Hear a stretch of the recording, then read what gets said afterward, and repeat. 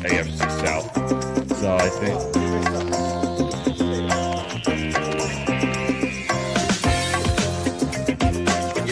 There's a history in this league of That's an example. So finish this. For those who believe, for those who are ready. You have no idea what song I have no idea what song it is. It's a hot song right now.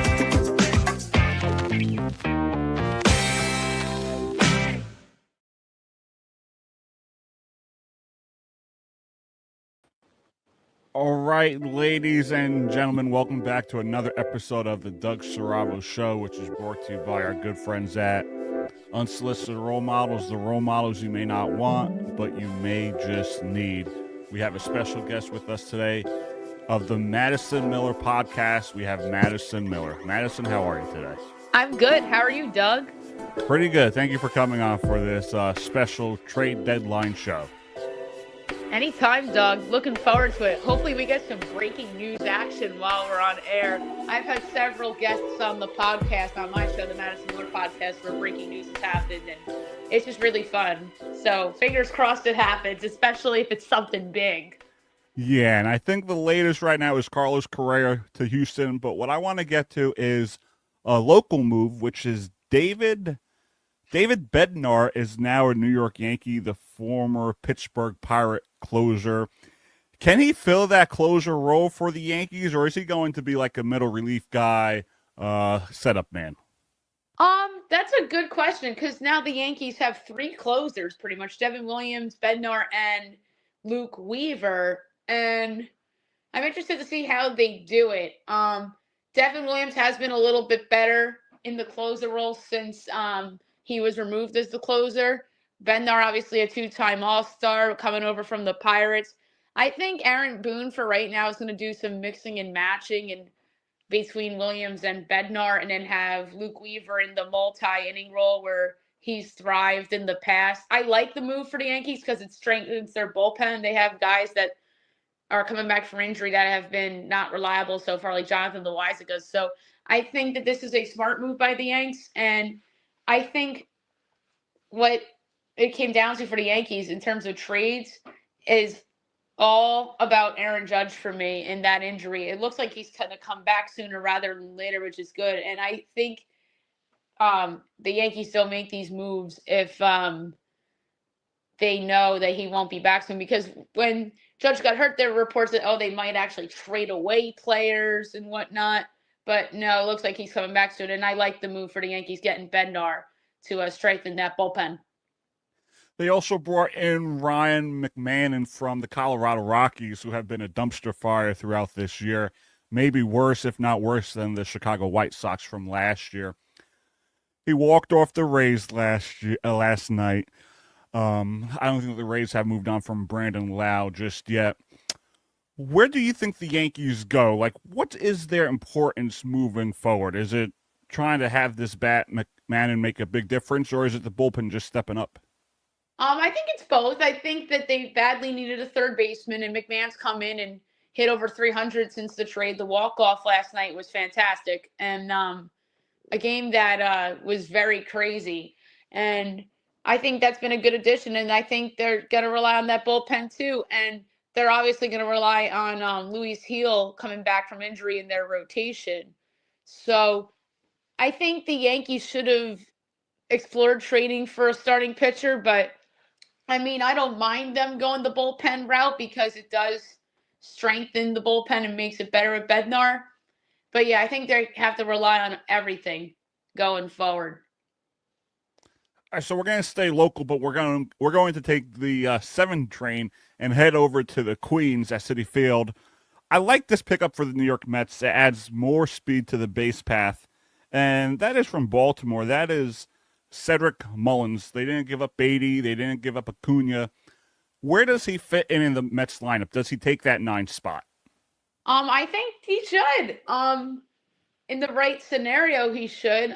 He had a career year several years ago on Baltimore. He's a good defensive outfielder. I like the move for the Mets. It does make them a faster team in terms of stealing bases and whatnot. He's someone that could pinch run if he's not in the starting lineup. So I really like that move for the Mets a lot because I think they did need some speed on the base paths. Yeah, I like it too because now you got Nimmo, you got Mullins, and you have Soto. So it's not so much. You have your power in Nimmo, and you have your power in Soto. Now you have Mullins, who's another threat on the base. So I like that move. I like that move for the Mets. But they also went out. They got Ryan Hasley from St. Louis, Tyler Rogers. I almost said Taylor from the San Fran Giants. So are the New York teams basically trying to make their bullpen better than the Phillies, better than the Blue Jays in this case? I like that the Mets improved their bullpen. I thought the bullpen was a bigger priority for the Mets than for the Yankees because the Mets bullpen to me is weaker than the Yankee bullpen. So I thought the Mets had to go out and improve their bullpen, and they did. So I think that was very smart by the Mets, and they're getting somebody back in their rotation. Senga, right? Who's coming back for the Mets? Back recently. Maena came back, Senga came back, but they're missing someone else. Yes, so the Mets are getting some guys in their rotation back healthy, which is good. So I think the Mets did a really smart thing by improving their bullpen. And I see that we have a trade that just came down right now. Oh, what is it? The Cubs acquired Willie Castro from the Twins. He's a second baseman, right? Yes, a utility guy that plays second. But yeah, I like that pickup for Chicago. So we can get to something else if you want. It's your show, but I just wanted to point out. No, that was good to have the breaking news. I like that. Willie Castro's a good depth player for the Cubs, so I think they could be in the NLCS and the World Series as a National League representative. But we will get to that later into the show. So another move that I like for this trade, I almost said free agency, but it ain't the offseason yet. Nope. So I like this move for the Philadelphia Phillies as much as I despise that city, that team, that organization. I respect, but I can't stand Philly is Johan Duran, Twins closer. It looks like they're rebuilding. They've been selling, as you mentioned, Willie Castro. Does this make the Phillies a legitimate World Series contender? They have the bats. But we look at the last few years, they struggled against the Diamondbacks. Carlos Estevez blew it to Frankie Lindor. So where does this put the Phillies? I think that puts the Phillies right there in the driver's seat in the NL East. I think their offense is what makes them the team to beat, and I thought that they needed one big bullpen arm to be the favorites in that division. I think it's them and then the Mets. The Braves obviously have been a huge disappointment this year. But Philadelphia, to me, is the team to beat in that division with this move. I thought their bullpen was their weakness. Obviously, a strong rotation, very good offense, although aging offense in Philadelphia, like Schwarber's not getting younger, and guys like that. And even Bryce Harper isn't getting much younger. So I think this is Philly's time to shine, their time to win, and good job by them getting Duran.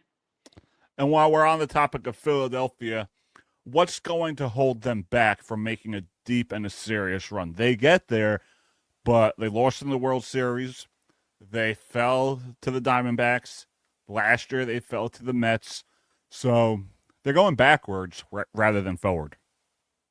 Yeah, in that regard, they are. But what could hold them back is the depth of their bullpen, I think, could hold them back, potentially. So let's see if they can get like one more arm in their bullpen. And obviously injuries, too. If there's a couple big injuries on that team in the fall, then they're in trouble. Yeah, and I think Major League Baseball, they went away with that waiver trade deadline. So I don't think they could pick anyone up via waivers. I don't think that's necessarily true because I remember 2 years ago, the Yankees, the year that they didn't make the playoffs, Harrison Bader was claimed off of waivers from the Cincinnati Reds. And I remember the Yankees lost a couple guys via waivers when they fell out of the pennant race that year. So I think there is still a waiver deadline, but it's not as big as a deal as it was maybe a decade ago.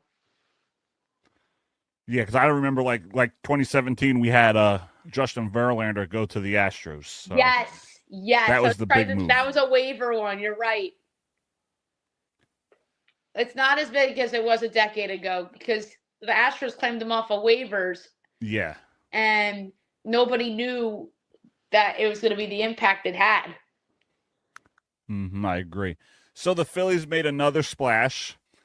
They went out and they acquired from the Minnesota Twins former Yankee, former Met, former Cardinal, Harrison Bader.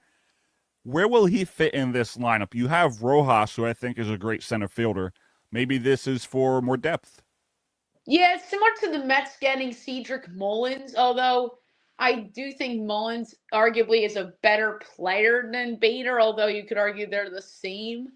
But I don't mind this move for Philadelphia. I think it's a depth move. He's, again, someone like Bader, or I'm sorry, like Mullins, who could come in and steal a base or come in for defense at the end of the game. So I think it's a depth move by Philadelphia.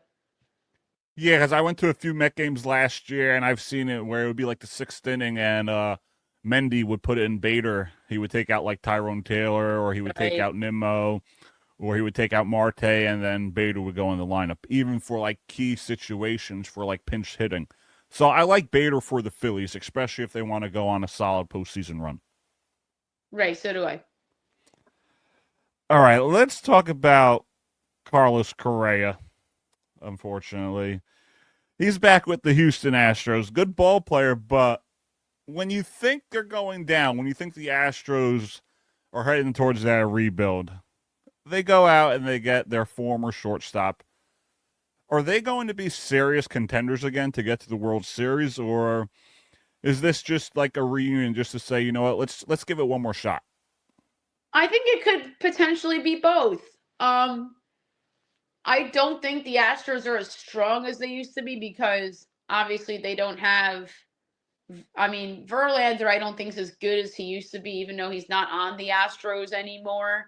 And then they do have some promising young arms at the top of their rotation, and they've been there and done that. But I'm concerned with their bullpen if they talking about them as like a serious contender. But the Correa move, I think Correa's going to be rejuvenated back in his on his old team. I do. I like that pickup for Houston because I believe in like going back home per se. Because Carlos Correa, #1 pick in the draft in 2012. I remember when he got called up, and he was on the team that made the I think they made the ALCS in his first year in the big leagues, but they lost to. Wait, were they in the ALCS or the ALDS? I don't remember. I think did they lose to Kansas City in the ALCS that year? Because I remember it was the year. Okay. Yeah. All right, so it's crazy. I remember all this.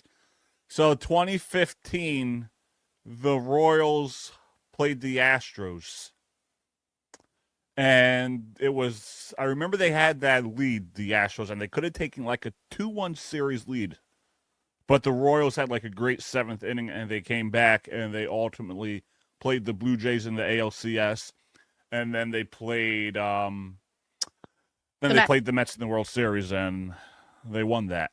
Right. But I I'm knew trying they to lost to the think. Royals. I just didn't remember the round.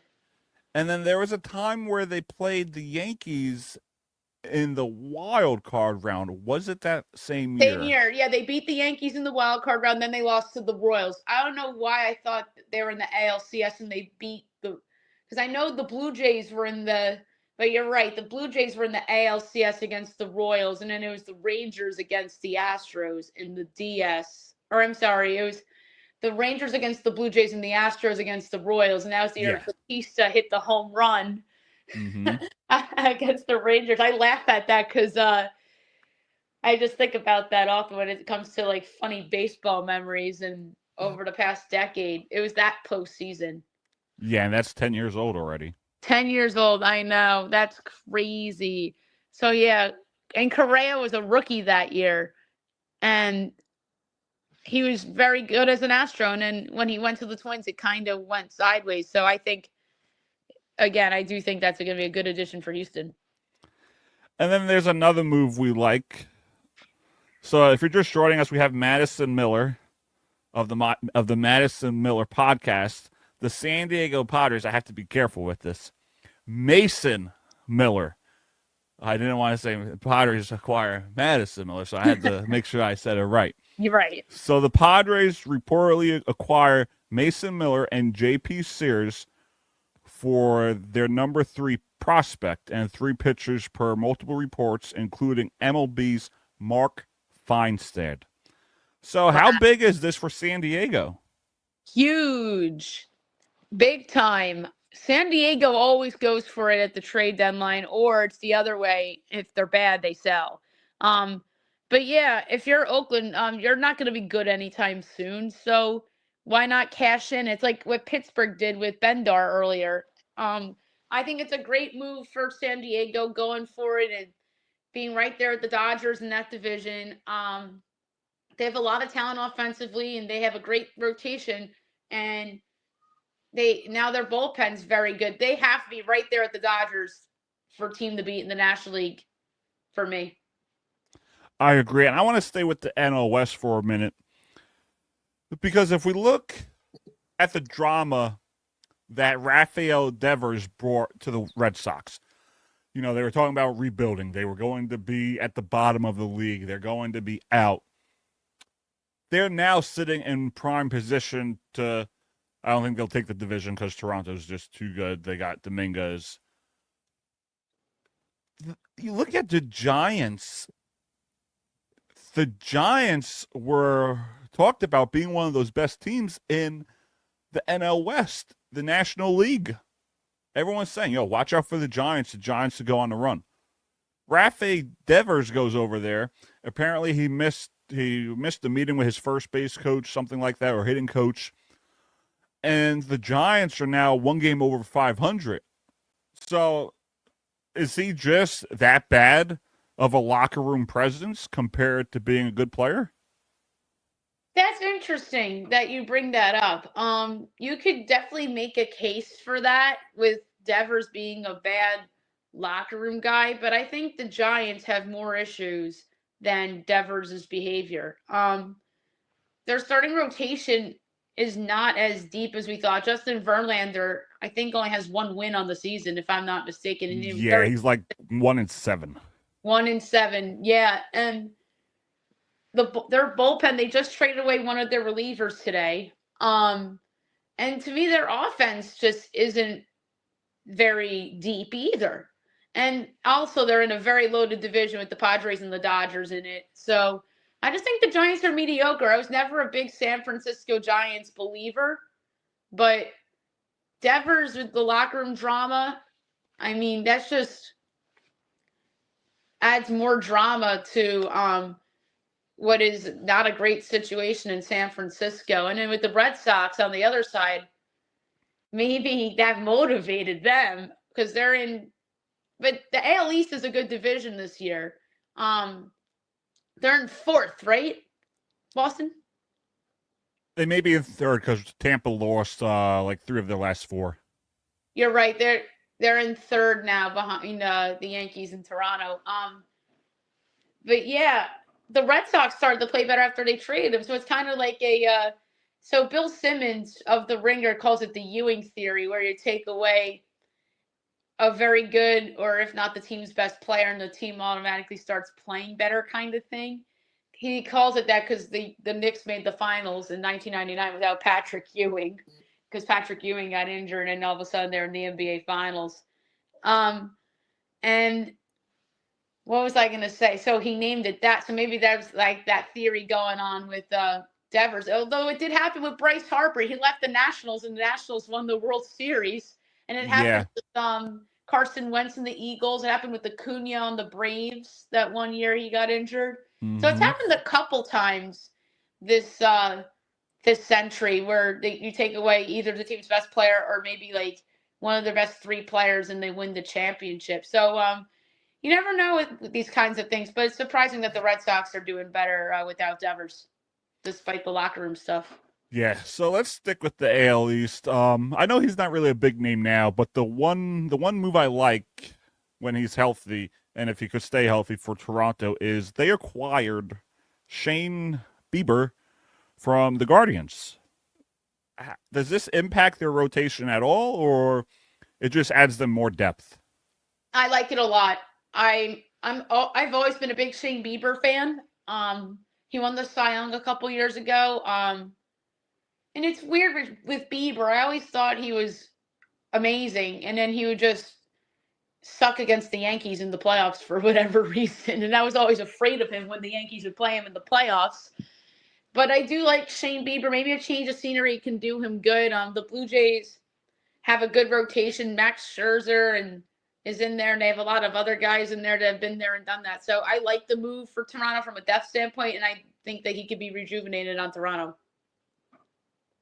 Yeah, I agree. I think it's just right place, right time. He's not really 100% with his health, but I think when he's going, he's going. I believe he won a Cy Young. So even if you have him because in the postseason, it's go all out. Even if you have him pitch 3 innings like the 6th, 7th, 8th, just to keep those guys down and get the heat of a certain lineup, I think that could make them go on a solid run, Toronto. Do I think they're there yet to win a championship? I don't know. I just don't see it, but they're building something special in Toronto. It's just a matter of when. When are they going to get over the hump? Because we saw it in 16-17. They had a good run. They just didn't get the job done. So for Toronto, it's just a matter of when. Do you think their window is starting, or this is just like a lucky fluky season? I haven't decided yet. I think it depends on potential injuries to some guys that they have. You never know with injury luck and whatnot, especially in their rotation. They extended Vlad, and they have some other guys that could be free agents at the end of the year. To me, long term, it depends on possible trades, free agent stuff, but short term, I'm going to say this could be a long-term thing because they have Vlad locked up, and then if they lock up Bichette and their rotation stays intact, I do think it could be a long-term thing, but I think it's health dependent though. I agree. So the one move I really like for the Seattle Mariners is Eugenio Suárez. He played there once before, but Seattle the last few years, they've been that team that's really been knocking at that door. They could win an NL West crown. They've been a good team. They have guys like Randy Arozarena, Cal Raleigh. They have all these great players. And they've been consistent. It's not like they have a good winning season here and then they're a joke the following year. So I really like this move. It's another bat in that lineup.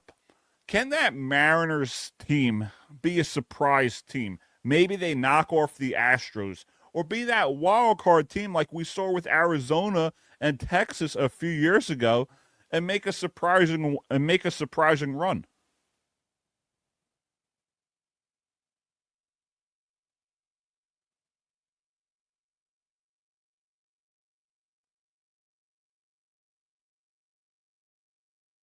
All right, I think we lost Madison, so we're going to go to a quick commercial break. We'll be right back.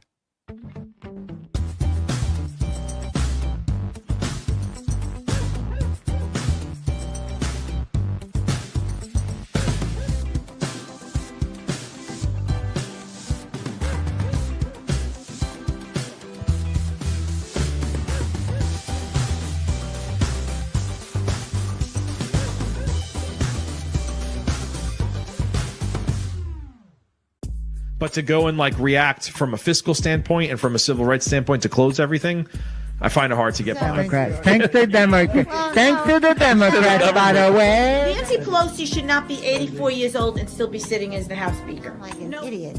Yeah, I'm an idiot. Actually, can get in there and do things, like Donald Trump Jr., Puerto Rican. You're Latino. I'm an American. I would like Ivanka to run. Yeah, or Tulsi Gabbard. She's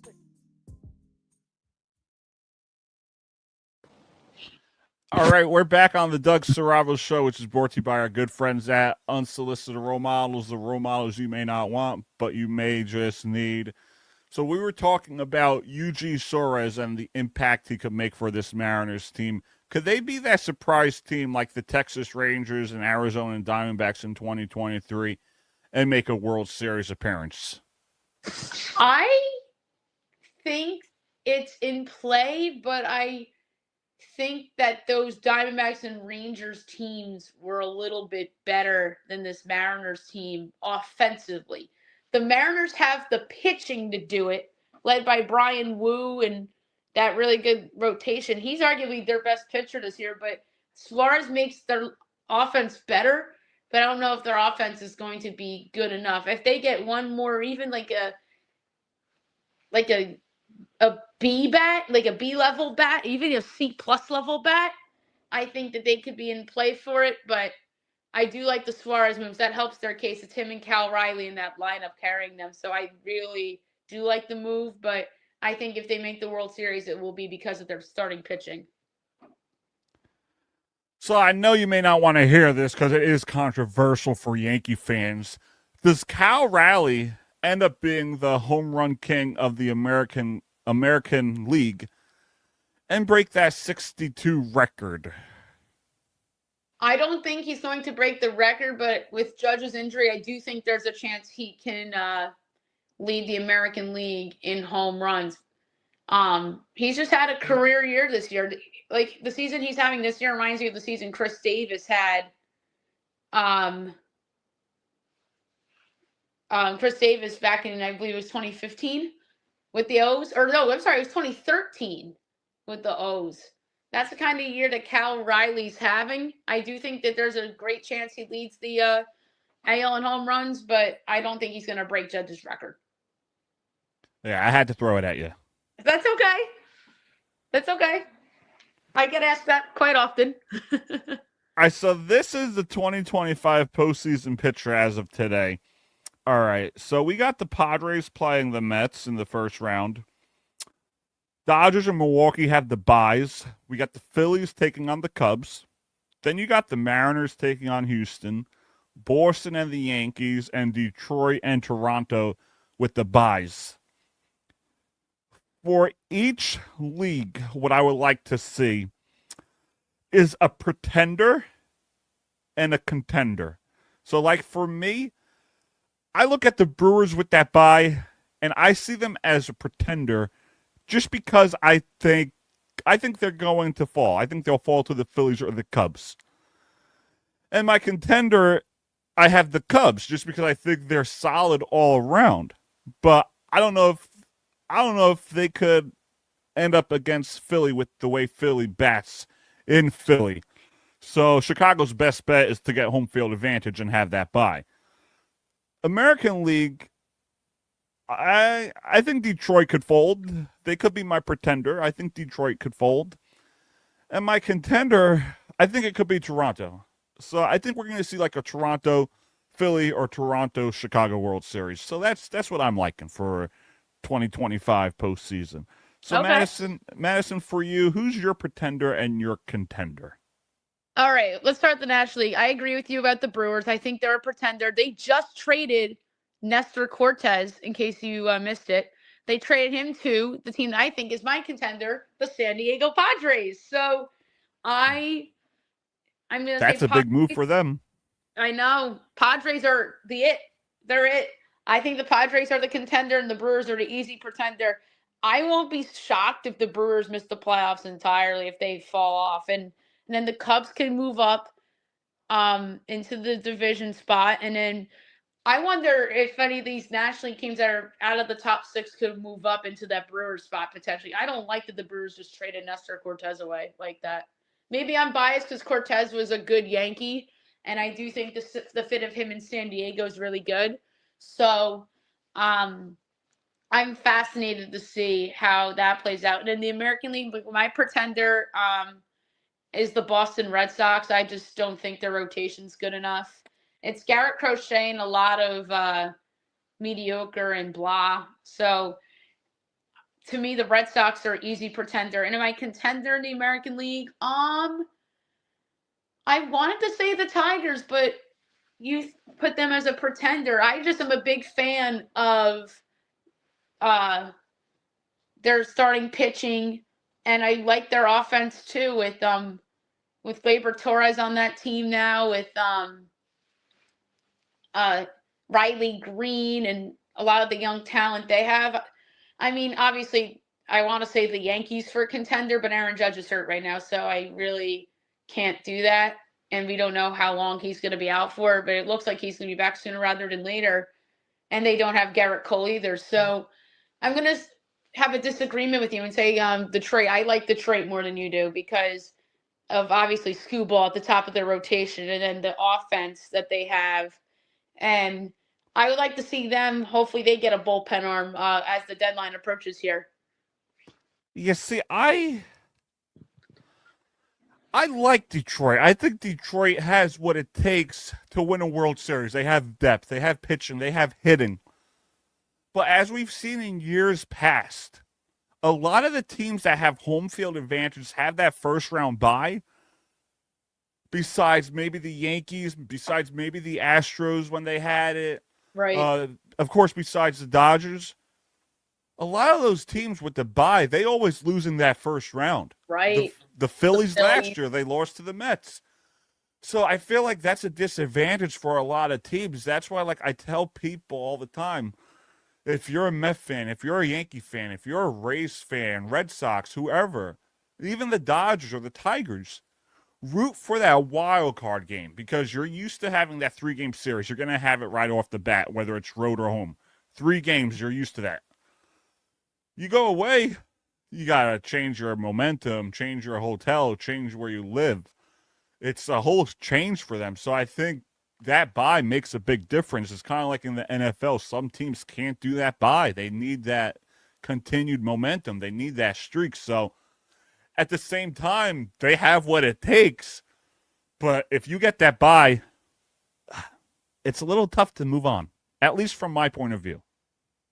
Right. I see where you're coming from Philly's aspect because they had the bye and lost, and then the Braves had the bye and lost. We've seen that. But I think it just depends on the team. I think if you're a team like the Yankees or the Dodgers, the Astros that have had a lot of experience in the past, I think it works for you. But then again, I think the Phillies, you could argue the Phillies have gotten a lot of good experience over the last couple of years, but they've fell flat on their faces, and same with Atlanta. Yeah. So, maybe that's just a weird conspiracy because obviously those 3 teams I brought up, I've done well at the buys, but the other teams in the NL East, the Braves and the Phillies, not so much. So it's very debatable for sure at the buys. To me, my thing is just go to the postseason healthy. Yeah, I agree. And baseball to me is the most crapshoot playoffs of any of the 4 sports. And then I'd say hockey second. But baseball, you just never know. Like, we saw the 2 wildcard teams in the World Series 2 years ago. So, yeah. To me, just go to the postseason healthy. And that's why I don't mind the Yankees not winning their division. Just go to the postseason healthy. I agree. Like Aaron Judge, get healthy. Maybe Garrett Cole can magically come back in at the end of September. Who knows? But I don't think that's going to happen. And even the Mets, if the Mets get some weird injuries, just go to the postseason healthy. Yeah, that's my feeling on the baseball playoffs. Yeah, that's the key. Just stay healthy, and if you get in, you get in. Right. Do we think Tampa's going to make it in? I don't think they traded Lau, so they're still in that wild card race. But as a fellow AL East fan, do you see them going anywhere Tampa Bay this year, or is it just another? We got to see what we got. I think that the Rays can pass the Red Sox and make the playoffs. Absolutely. I know. Say if the score holds up in the Bronx, you lose 3 out of 4 of the Yankees, but I still think the Rays can make the postseason. I mean, they have a good rotation. Their offense, I don't think's bad at all. I like Brandon Lau. I mean, I don't think they're going to trade him because if they were going to trade him, I think they would have done it by now. And they've always find their ways with the bullpen. And Kevin Cash is a really good manager, so I think the Rays can absolutely sneak into that last playoff spot and pass the Red Sox. Yeah, I agree, and I hope so. I want know you hope postseason so, baseball. but I actually believe so because I believe in their pitching more than the Red Sox pitching. Yeah, we got the depth, so I'm not worried about that. Yeah. All right, so before we wrap up, I was watching, and I know this ain't sports related, but they do have a foundation and a fundraiser for it. I was watching the Gabby Petito documentary on Netflix, and yeah, it was really, I guess you could say it did get to me. 22-year-old, loses her life in a tragic way. But I believe the Mets are playing the Nationals for this fundraiser. As I posted up, I saw it on their page. Come support the Gabby Petito Foundation at Citi Field, September 19th, 2025. It's a good cause, a good thing to support. This is what their foundation is for. Let's read it. Join the Gabby Petito Foundation and the New York Mets for a special day at Citi Field to honor the memory of Gabby Petito.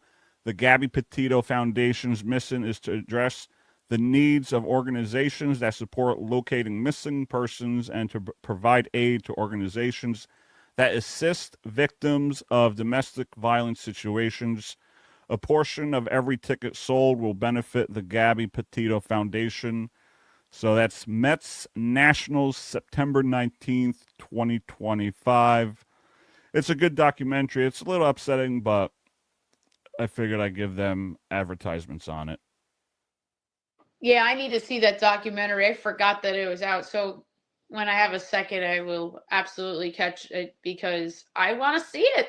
That was a big story and it's somewhat local. The girl's from Long Island, so I definitely want to see it. And I like that the Mets are doing that. That's very nice.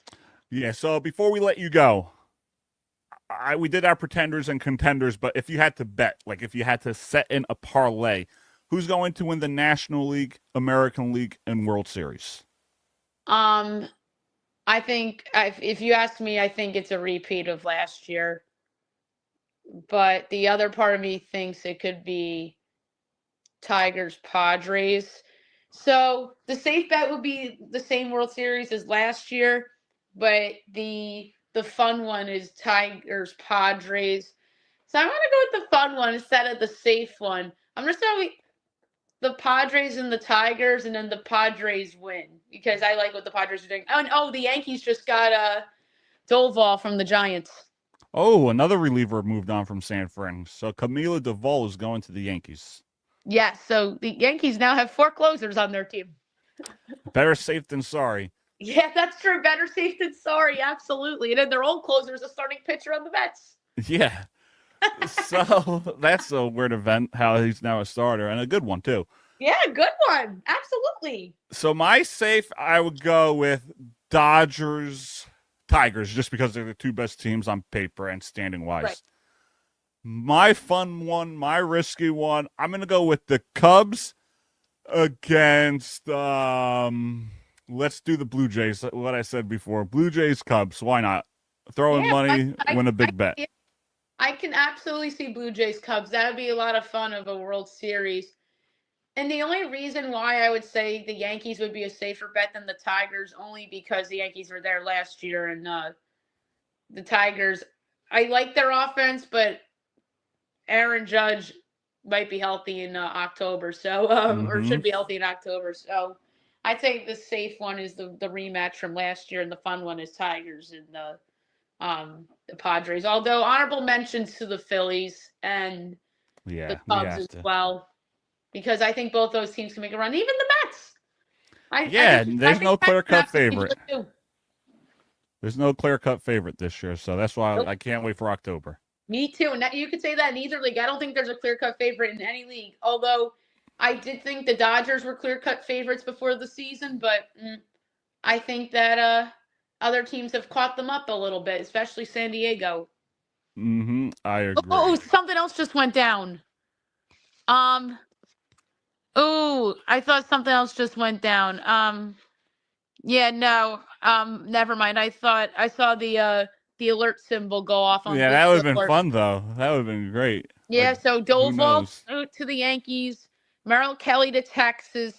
Any other ones? Oh, the Knicks extended Mikal Bridges. That's random for MLB trade deadline. There's always something weird in another sport that happens on the trade deadline day of another Mm-hmm. sport. It happens every year. I think I remember the Yankees did something on the day of either the hockey or the basketball trade deadline last year, like a trade, like Jose Trevino or somebody like Yeah, that. they got did traded. something. I don't remember. I don't remember what it was. I think it was the Yankees, and then or it might have been like the Rangers traded for somebody the day of the NBA trade deadline or something like that one year. But I it think happened that's what it every was. year.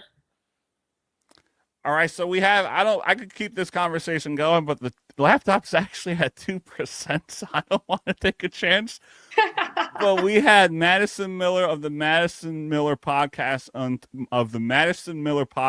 on tonight. Madison, it's always a pleasure, and feel free to give me a call to come on your show anytime.